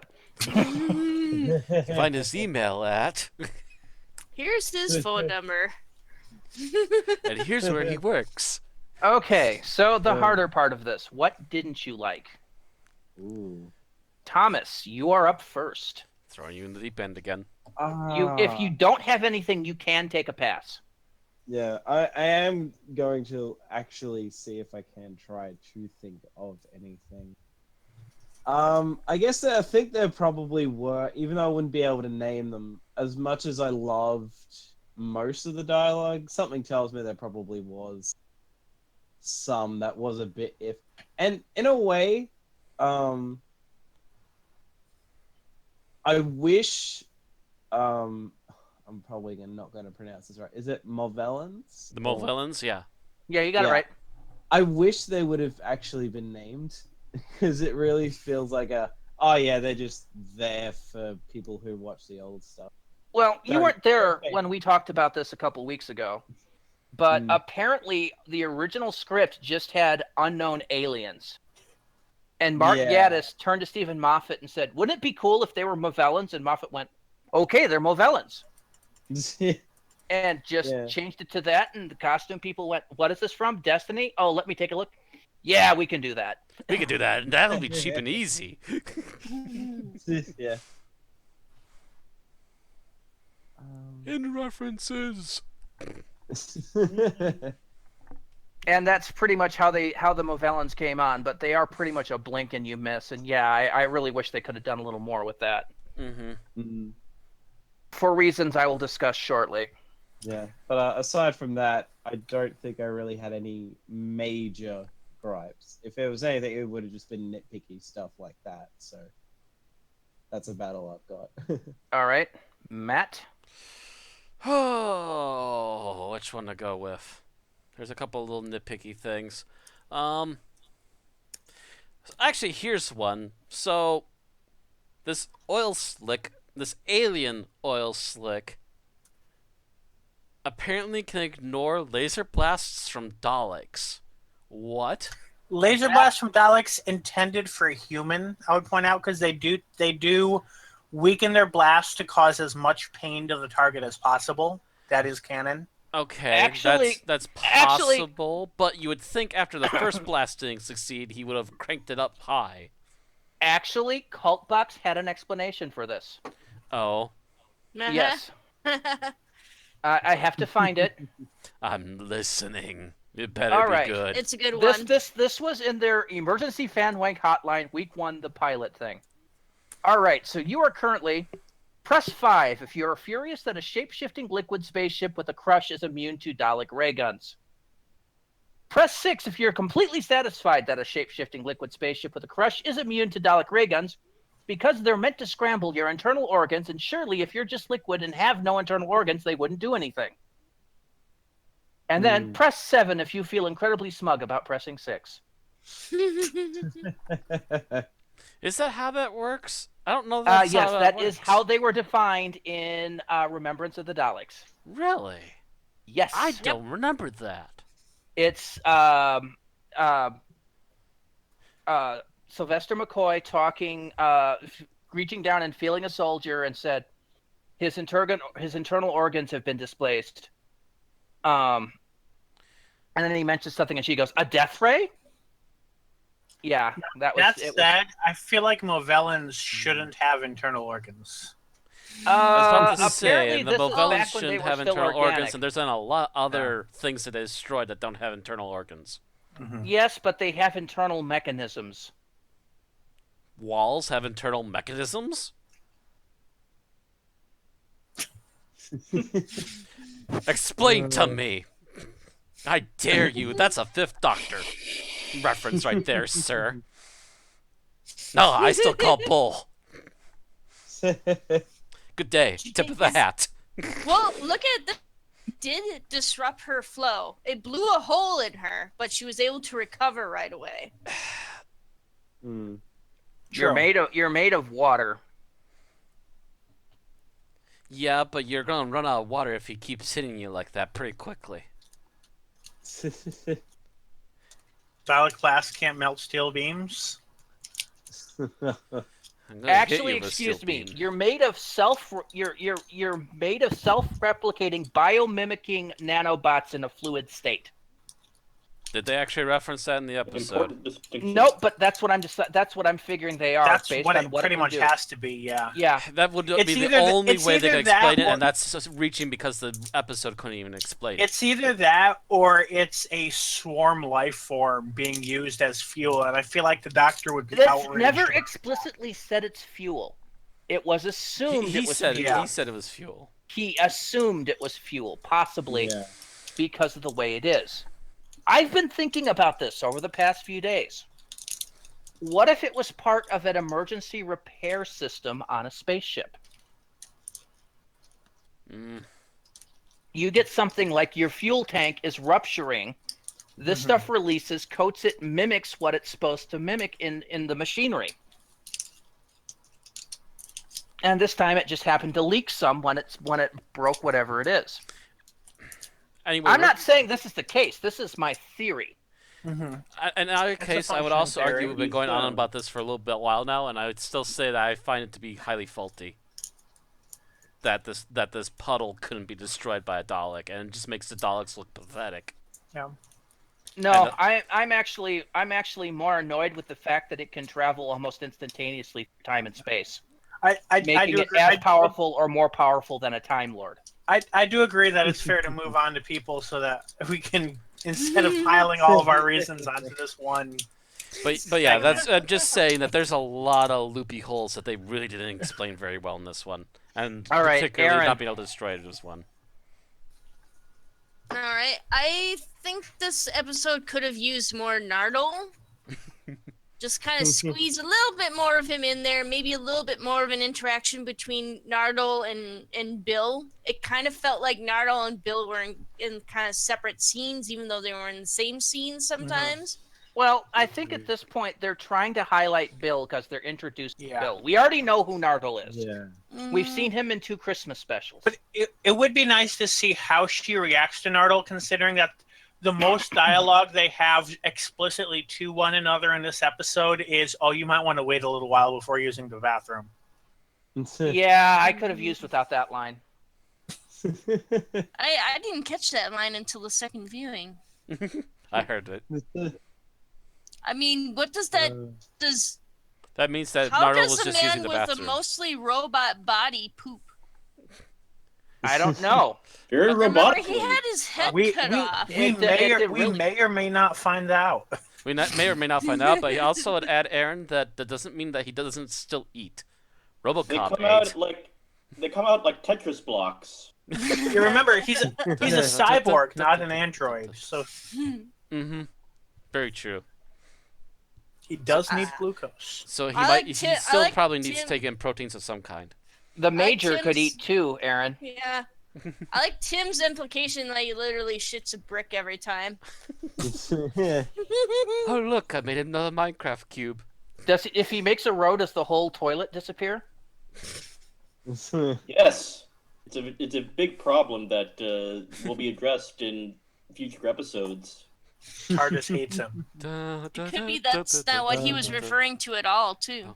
All right, Bill, you're So something you didn't like I'm- overall. going to go with the way the Daleks were included, not necessarily for the issue that Matt had, but because they go to the Daleks, use them as a tool. The Daleks have the aim of stormtroopers. Nobody is injured in any way.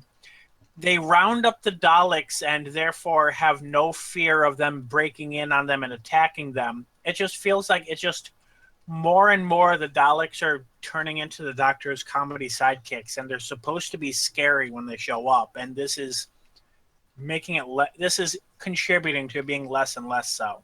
Mm-hmm. Especially since that whole thing about we're going there because it's the biggest fire in the universe. You would think, some serious firepower would be concentrated on this thing. One Dalek was thrown at it, and that was it. Yeah. Pretty much. Could they not afford a second Dalek? What? Do we not have the Could props? they not Where afford are the they, right Muffet? Dalek? I'll talk about that in a bit. Oh, you know what? I might even bring this up so someone else can use it. If this is an issue that I only thought of on the second viewing. If this is supposed to be that far in the past, why is it a new series? Thank you. That was what I was going to use. I was thinking of that too when I was watching. That was the thing that I mentioned that Rand was probably going to say. I was going to, because that's the thing that Bill and I were talking about. Yeah. Yeah, it should have been a classic dog because we know for a fact they have those now. Yes, they had them in Asylum. They had them in what was it? Magician's Apprentice, which is familiar, and that's only a season ago. Mm-hmm. This should have been that style Dalek. And I did mention to Rand, I think I understand why they didn't, because especially since this is a jumping on point, they want the current Daleks to be the face of the Daleks. So I can understand from a marketing perspective why they made that decision. No, But I'm sorry. it doesn't invalidate the complaint, though. It doesn't invalidate the complaint because it's bad continuity, and Moffat's been terrible on continuity. Mm-hmm. We thought he was getting better, but no, this is. I actually do have a defense that works with continuity, though. With the Time War, we've seen that the Daleks have been crossing their own time stream and kind of upgrading their own forces in order to win battles that they had previously lost. And yes, this could but be an example you of don't that. want to get into that kettle of fish, because then you have to start looking at all the previous episodes of Doctor Who you ever watched. And that's the thing. Yeah, that'd be a real pain. And that's part of the the anti-continuity camp of people arguing about Doctor Who, is that the timeline changes almost as soon as you're done watching the episode, so everything you've watched comes into question, Becomes except for we are seeing it the way the Doctor remembers it, but that's not necessarily the way history does anymore. This reminds me back in the, I think it was the novel era, near the point where the BBC said, nope, you're done with the novels, hand them over. Where they had introduced a faction called Paradox, which had gone back into the Doctor's own timeline and changed how the third Doctor regenerated.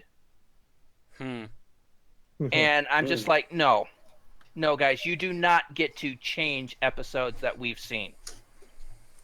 Screw that. And I think that's what the BBC was going to. They got to change how Atlantis was destroyed. We haven't actually covered those, and I haven't seen those, so I'm gonna have to. True.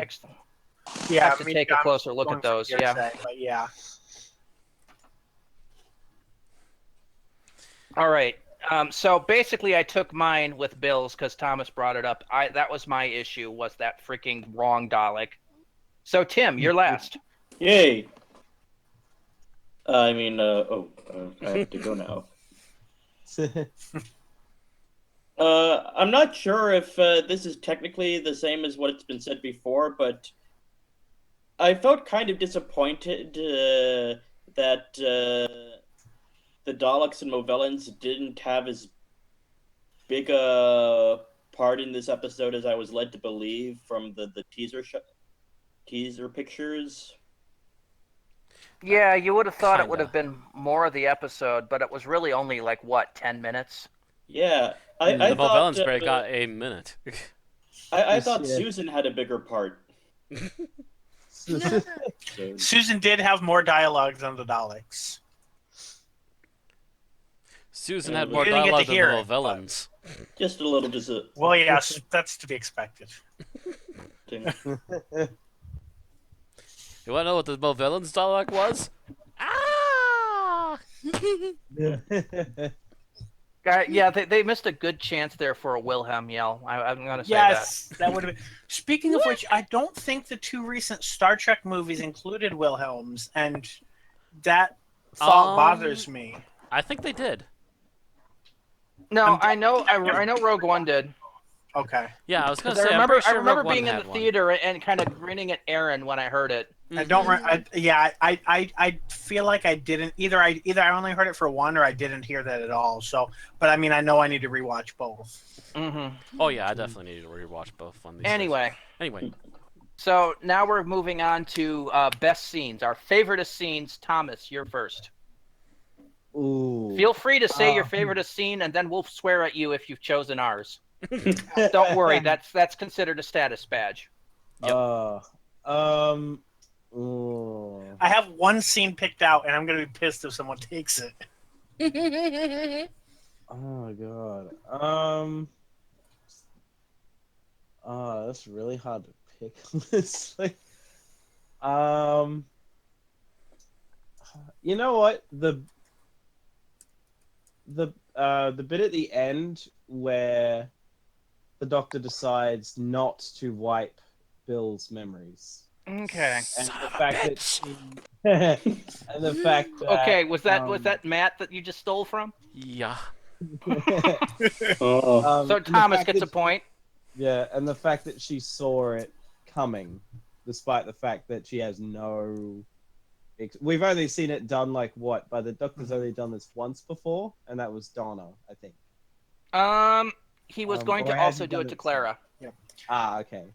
And but that's where that's sort of her being a sci-fi geek is sort of Chekhoved there, because it's definitely believable that she expected that with all of the references she made before. Yep, she's very genre savvy. Mm-hmm. Yep. And I mean, I could even see where Capaldi's hand motions were going. I'm like, oh no, you're going to Superman her, aren't you? You're going to Superman to her memories, aren't you? I hope he wasn't going to kiss her. Well, not the kissing part, but he still did it. Actually, it would be Superman 3. Or was it 4? No, it was Superman All right. 4. Well, Matt, Anyway, yours favorite was taken. Hope you have a spare. Well, actually, my spare will be the follow-up to that. He lets her go, and then he goes back to his desk, and then he yells at the pictures, and then he yells at the TARDIS as the TARDIS makes a noise at him, and then finally decides to go after Bill and just says, forget it. You know what? Want to go see Time and Space? Let's go see Time and Space.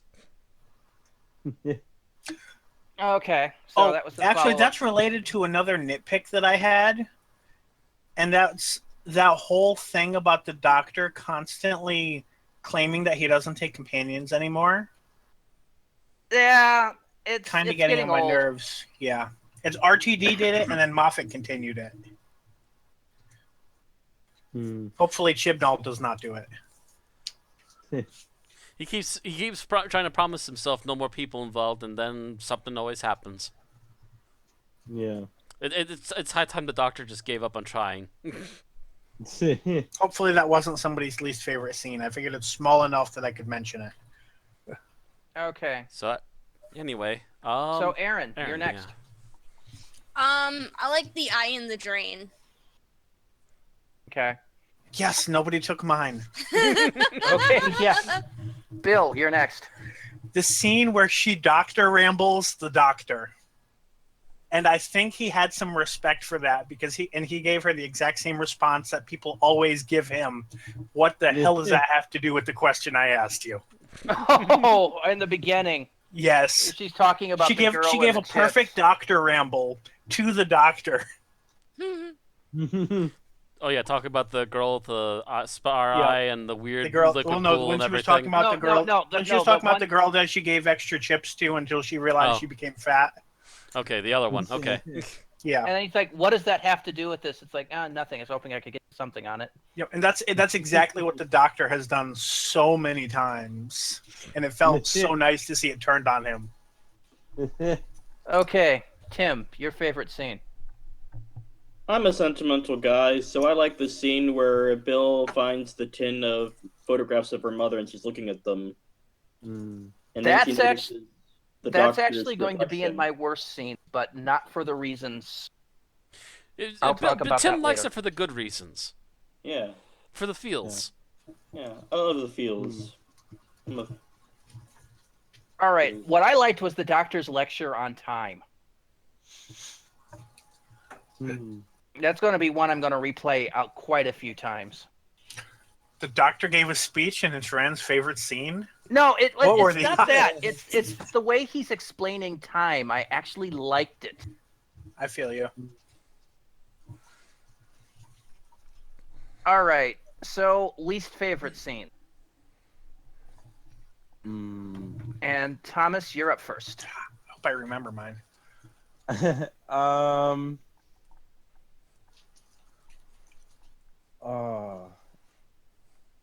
You know what? Since it's very hard to choose, and I think the Mavellans thing is just a bit too easy. The bit where they're on that unnamed planet, and Bill almost gets dragged into the water, just because to me that seemed more like silly than like actually like scary or something. Just the way it's kind of played in a way, it just looks like really silly rather than scary. I mostly blame Bill on that one, actually. Yeah, Her yeah. reaction that's time was part like of at it, the like- speed of molasses. Yeah, it's like before she like would go running, but that one time she's just kind of stuck there. It's like, move. What are you doing? I'm going to stand here and see what you're going to do. Or you're going to try to pull me in. Ah! Yeah. All right, Matt. I want to give this scene credit for maybe trying to copy a scene from the Second Doctor where he's avoiding shots from Cybermen, but at the same time, in a scene that we're already kind of lowering the threat level of the Daleks, the fact that The Daleks can't hit anybody. in That one? particular when they can't hit a slow-moving man with a sonic screwdriver blowing up boxes. I mean, how many times did they miss Nardole? At least 3 or 4 times in that one scene. I mean, I can understand the Cybermen because they're new to their weapons and they're trying to shoot at him from a faraway range. But this is Daleks.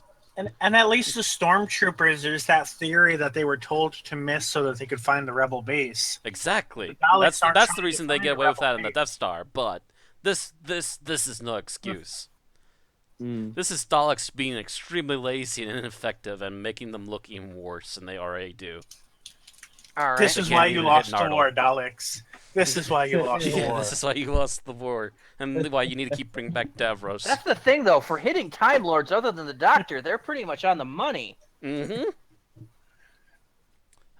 When they hit Time Lords or soldiers or humans in general, oh, we'll get them a dime a dozen. But this chubby man that's all I part can robot, figure oh is no. they've got Main this little character warning armor. light that goes off in Main their char- thing. You know, the Make Doctor, character and that dodge just points. makes their gun arm just move spastically because they're overly excited or scared or whatever you want to think the Daleks can be. I spend a luck point to increase my AC for this round. And I want All to right. mimic the second Doctor as I run away from danger. All right, so Aaron, your least favorite scene. My least favorite scene, I'm gonna say,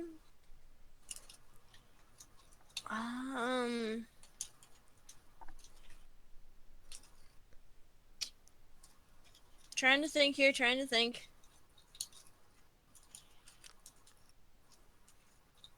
Should I hum the Jeopardy theme? I guess I kind of like, I kind of don't like the scene of her eye in the Dalek. That seemed a bit too corny to me. That kind of seemed a bit forced. Although I understood why they did it, it didn't kind of come off as interesting for me. Essentially, it turned into a little bit clown shoes at that point. Mm-hmm. Well, the fact that they had the eye thing as a reoccurring bit like that whenever she was changing shape, just I don't know, it was a little Yeah, why did that distracting. stick? Mm-hmm. yeah, It's they like need to it's do like it Ditto's once was it's like fine. Ditto's face. Mm-hmm. It manages to nail everything else, but it keeps that one aspect. Mm-hmm. All right, Bill, your least favorite scene. So my least favorite scene that has not been mentioned, I'm probably going to go with the scenes with Moira because she just felt like too much about all the annoying parts of Jackie. The Without- roommate She's the foster mother. of the foster mother. Yeah. And I just feel like there was nothing like redeeming, there was no redeeming aspect about her shown in the episode. And just, so every time she's there, she's just grating. She didn't stick around much for the episode anyway. So Yeah, she's fortunately, easily there was forgettable. only like 2-3 scenes with her, so. Yeah, but I have a feeling she's going to be recurring throughout, if not throughout the season, then at least beginnings and endings. And, whenever she stops by to check out, to get modern day episode points. Oh, is this going to be another one of those where it's just this occasional going on day trips? I'm That's getting the- kind it's of either- it's either going to be- sick of that shit. It's either going to be Clara style or it's going to be Rose style. I liked Rose style where you occasionally went back home. Right. But even like Yeah. Jackie was in half the season, maybe a little bit less. Mm-hmm. A little bit less than that. But I hated the whole Clara thing where you're day tripping with the Doctor. No. Mm-hmm. No. Yeah, that felt a little off compared to normal, what we're used to in Doctor Who. Although the one reason I could see them doing that here is that the Doctor's guarding something. Yeah, and he does apparently have to do lectures, and she has to go to class. Now. Has grounds to maintain her first average, or he'll stop. To be fair, if they weren't guarding something, I mean, the Doctor could just take her to a university on another planet if he really wanted to. But there's whatever he's I guarding. think another keeping him reason there. he's doing this is he gave a promise to protect the Earth.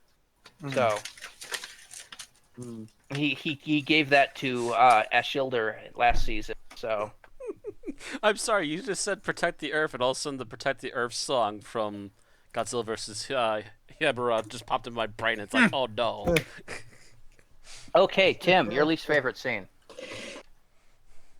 I really didn't like the scene where Heather gets absorbed by the puddle the first time when Bill sees her through the gate, then she goes around the corner and she's gone.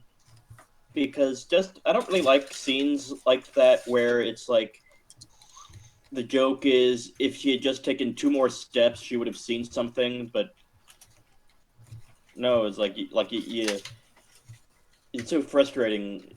Like you walk halfway up there, then you just change your mind and turn around, and like I don't know.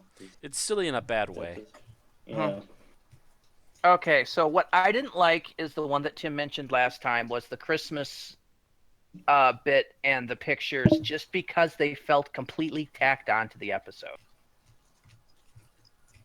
If you look at the scene before those two scenes and the scene after, everything looks to be set during warm weather. Suddenly it's Christmas. Suddenly it's not, and the lighting and everything looks exactly That's the same. true, and I mean, you can't even say like it was like rainy and cloudy, and that's why it's not, because no, it was sunny. Yeah, Mm. it's sunny. It looked like the same thing. If I was looking at those 2 days, I would say offhand it looked like, May 5th and May 7th. It looked that close together. But we're supposed to think it's 6 months apart because that's how long it takes for it to grow cold and grow warm again. Which would make sense if they started in Australia and took a day trip to England, I think. Correct me if I'm wrong about that, but I know that's not the case. No, it's not. And it just bothered me also because those scenes did absolutely nothing for the plot. Yeah, they seem to kind of get dropped almost by the next scene. If you cut those scenes, just those scenes, it would have changed absolutely nothing about the episode. I mean, they were character development, but they definitely were not well done character development. Like the Doctor, I don't think gives any indication either before or after, like that he reacts, that he's going to, or that he, that he any emotional reaction, to indicate he's going to do that. Bill never corners the Doctor about the pictures either. Mm-hmm. The next scene is her coming back from break and noticing that the TARDIS is over the rug that she gave him. Which does also absolutely nothing. It went nowhere. And you had that whole abrupt weather change, which seemed so out of place. And that's what bothered me about that scene. I wonder if they filmed the episode and they're like, hey, we have this thing with Bill's mother later on in the season. We need something, we need something context here. Throw this in. Which does make me fear like that they'll do a complete remake of Series 1 and that there will be like a Father's Day remake with Bill's mother at some point. But hopefully they don't go that deep. Let's hope not. Apply fist to forehead. Stop stealing other better ideas, Moffat. All right. So, Rand, you usually know exactly what time we started. How long do we have? We have just enough time to do final thoughts and ratings. I was just calling us to move on when you interrupted me.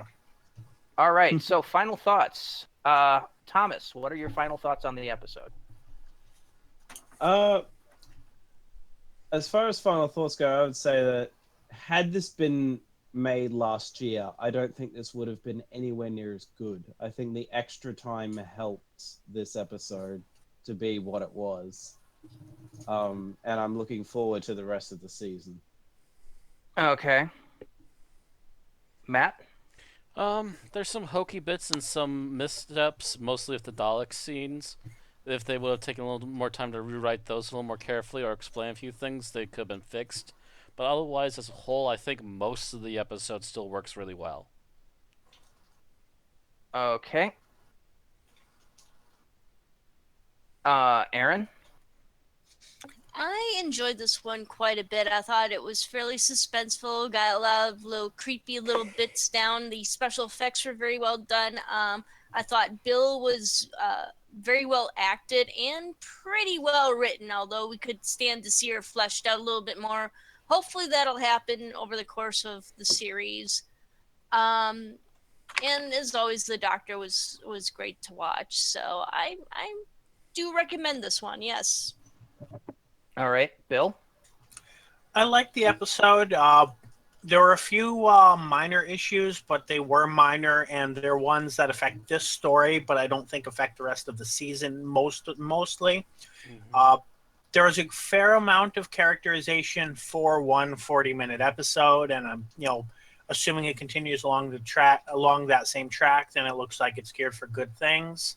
So I'd definitely say it's a pretty good episode, and optimistic about continuing along this vein.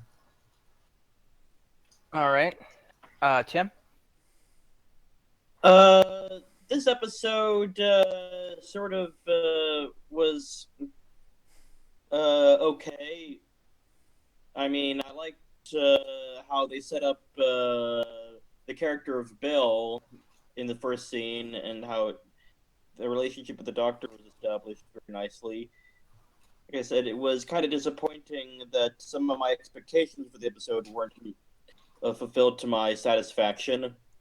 But what I did get was enough to keep me interested. And I'm looking forward to the adventures of the three amigos. All right.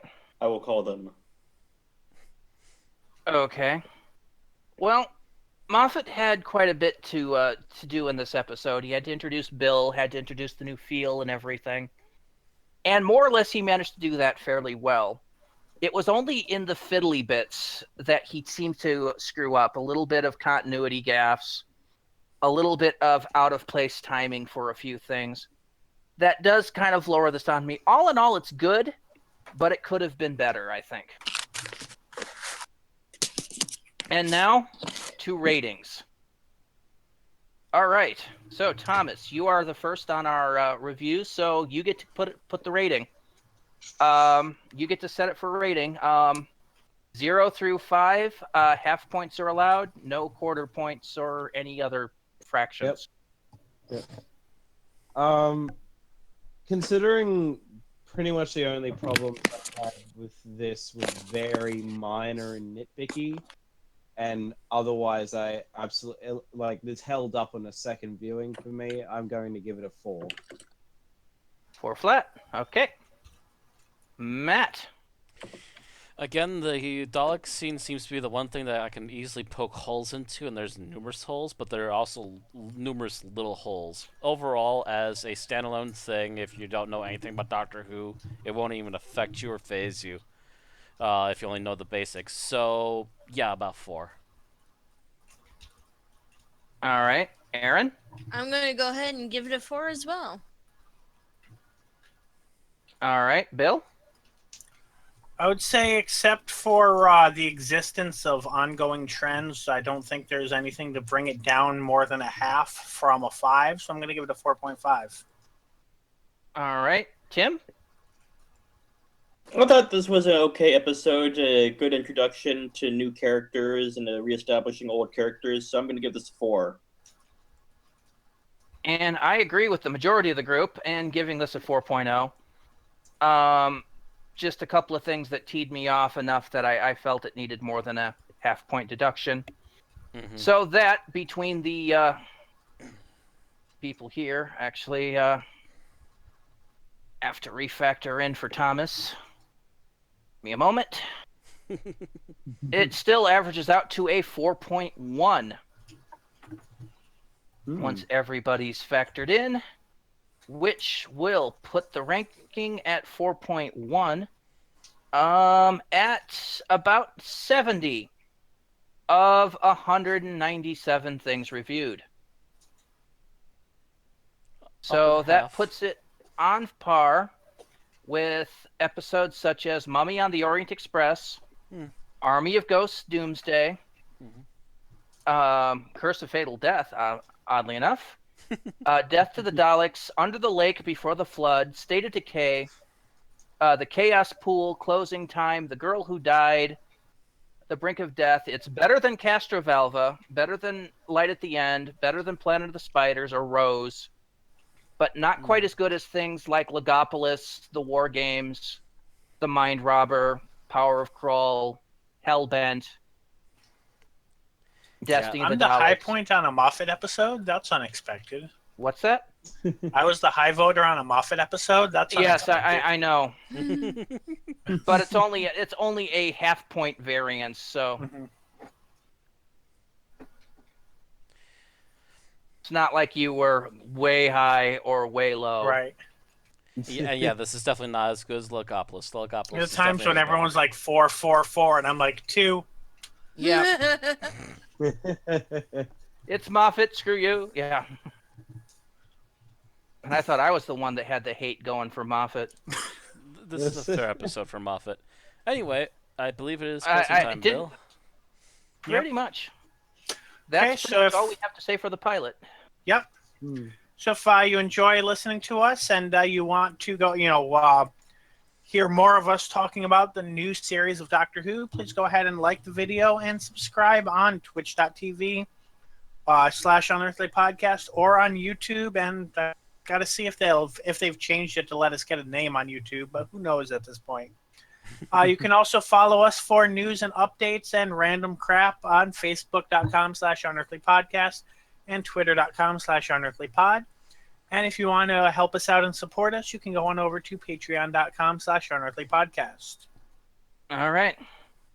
So, on next week's show, we go from the present to the future, and we have to deal with potentially homicidal emoji bots in Smile, written by Frank Cottrell Boyce and starring, well, basically everybody this season that they've seen thus far. Get used to them. Peter Capaldi as the Doctor, Pearl Mackie as Bill Potts, and Matt Lucas as Nardole. So see you next week. Hopefully I'll be over my chest cold. Bye-bye. Good Bye-bye. night. 3, 2, 1.